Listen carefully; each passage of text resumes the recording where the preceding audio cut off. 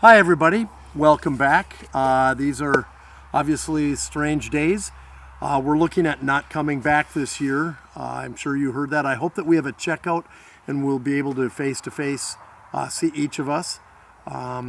We'll wait and see, I guess, is all we can do.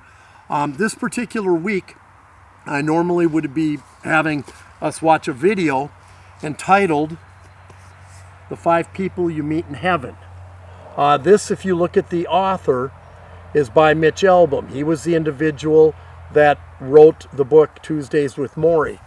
After I read Tuesdays with Morrie, and as I told you, I actually went to Morrie's gravesite twice, and I spoke, he listened, as he said.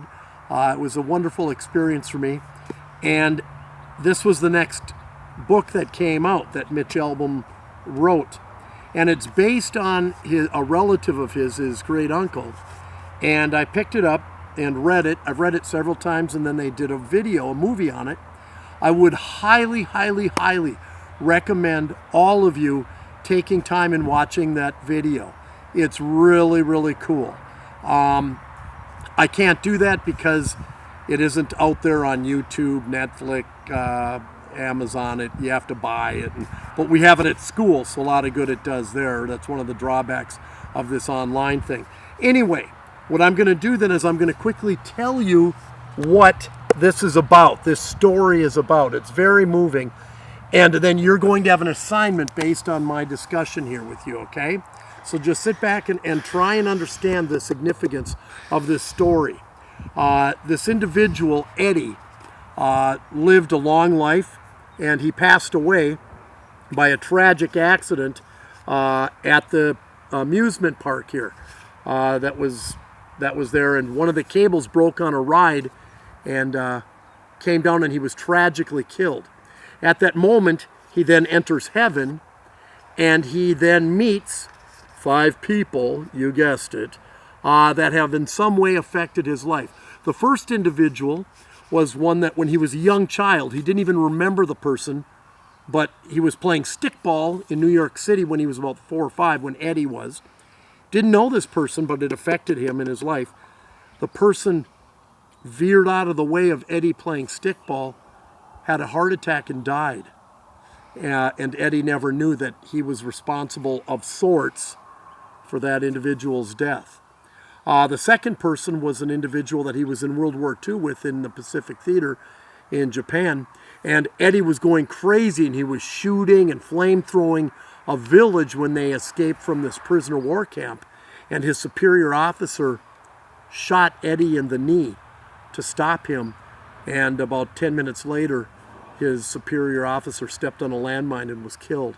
And Eddie never knew that this person actually saved him and his life from going in this burning building. The third person was a woman that owned the amusement park where Eddie came back and worked the rest of his life. Never knew the history of it. The fourth person he met in heaven was his wife, who passed away several years before he did. And the last person, and I wish we'd see it because you never guess it. I always ask, can you guess?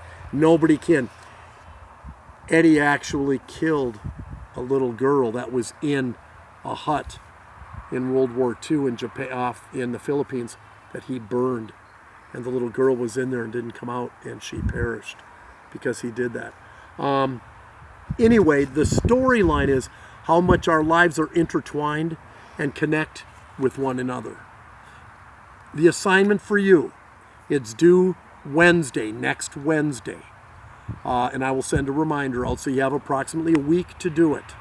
Very easy, but it's very hard. Think about it. The assignment is this: 1 page, double space, 12 times Roman. Okay?